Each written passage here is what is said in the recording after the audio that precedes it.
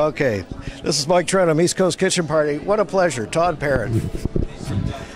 You must be a huge demand for these events like this. They want to bring you out just to show off your work. I don't know about huge, but we get to do a few events, so we're having fun. What about Ottawa? I see a lot of expats here. Yeah, I've run into a bunch of guys. There's a whole bunch of guys, Newfoundland expats, but even kind of industry guys that I've worked with over the years are kind of scattered all over the city. So, like my buddy is the chef at the National Arts Centre across the street, and one of the guys I worked with years ago just came up to me here in the hotel. So, where cooks are all over the place. And you must get a lot of attention from people who've never been too, because there's such a growing attraction to go see Newfoundland. I suspect. I mean, Newfoundland is really a hot kind of ticket these days, right? There's a lot of people talking about it. I mean, the tourism department, provincial government, Department of Tourism, all those folks have done such a great job with the marketing campaign and stuff. And then when people come, we generally deliver what we sell, right? So people, most people come to Newfoundland really enjoy it. So it's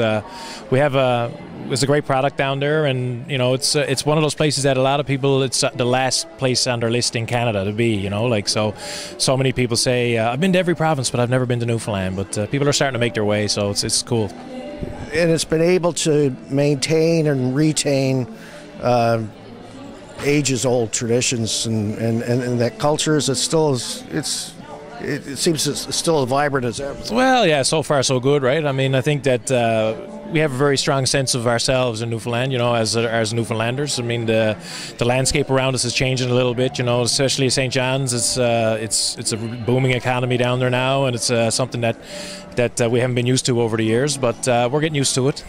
Tell us about Mallard Cottage. That must be quite an accomplishment. I noticed that you did get recognized for a historical property just recently. Yeah, the city recognized a little bit some of the work that we're doing down there. So, the National Heritage Day, we got a little certificate of appreciation for what we're doing. So that was cool. And it's a cliche to say it's a labor of love, but we live in the village there, and we've been looking at the cottage for a long time. And when the opportunity came to buy it, we thought it was a cool opportunity to do a business that we wanted to do and save an old building at the same time. So it's important to us, and we hope that we're going to do the building justice. So what do guests experience when they go to Mallard? Well, I mean, the cottage itself has basically been stripped down to what it was 220 years ago. The interior of it is basically back to its original form, and we've had to restore the exterior because of time and tide has taken its toll on the building. So we've done a restoration job on it, which again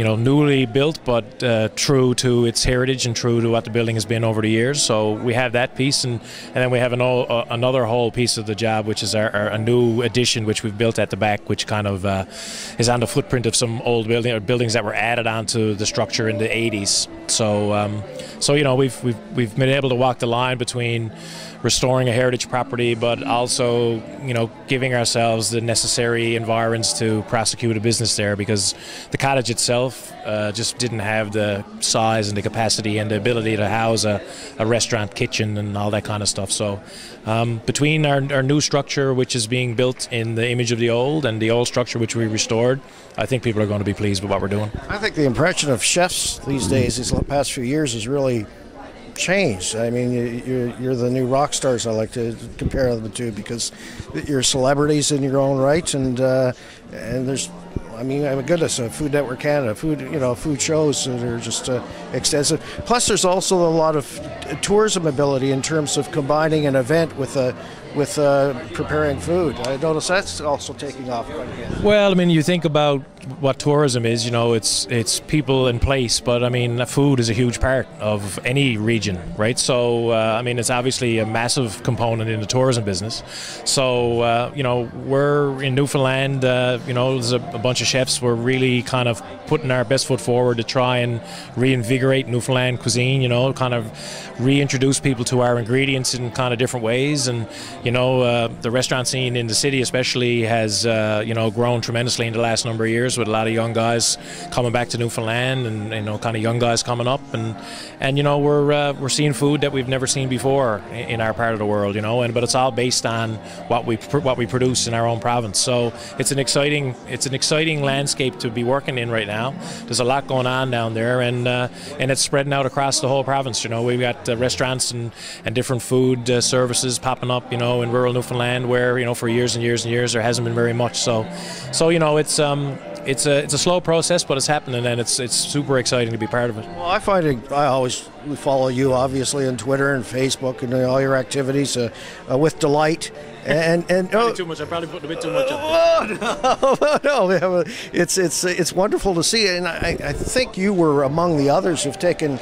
I'm from New Brunswick, in Nova Scotia, and moose was part of our family through hunting over years ago when I was a kid. Yep. But I've seen you take a moose dish and just take it to the next level. Yeah, well, again, it's they're not indigenous to Newfoundland, but they're as identified with Newfoundland as they are with any part of the country right now. So all of the moose in Newfoundland originated from 4 animals, basically around the turn of the century. Is that how that came about? They were introduced from New Brunswick around in the 1900s, 1908 or something like that. So they all descend from 4 original animals. So it's pretty interesting, actually. And there's 100,000 of them or something like that now, but it's moose is part of Newfoundland culture. Every freezer in Newfoundland has a piece of moose in it. Although, especially in rural Newfoundland, but even in the city, you can't escape it. So, again, we're in a fortunate position in Newfoundland that we provincially we have regulations which allow us to prepare and serve moose and sell it commercially. So you can get that license and do that. So it's silly for those of us in that business not to take advantage of it. So guys like Jeremy Charles down at Raymond's, and Sean Hussey at Chinched, and Mike Barsky at Bacalao, and all the chefs across the city, especially with it, I'm more familiar with. We're trying to take what's around us and do the best that we can with it, and moose is a perfect example of that. That's pretty fascinating. I told you I get up early every day because of Newfoundland. It's an hour and a half difference here, and it's the traffic reports quite often will include a picture of someone taking it from their car, yes, of a moose on the road to warn other drivers. Yeah, no, they managed to make their way on the road. So and with social media and cell phones and stuff now, every time a moose steps on the road, someone takes a picture of it, right? Yeah, there you go. So I don't think there's any more of them on the road than there ever used to be, but it's just that now everybody knows where they are at all times. Well, just a pleasure to meet you. Really appreciate your time and enjoy your stay in Ottawa, and I look forward to coming to Newfoundland as soon as I can get there. We look forward to hosting you. Thanks so much. Thanks.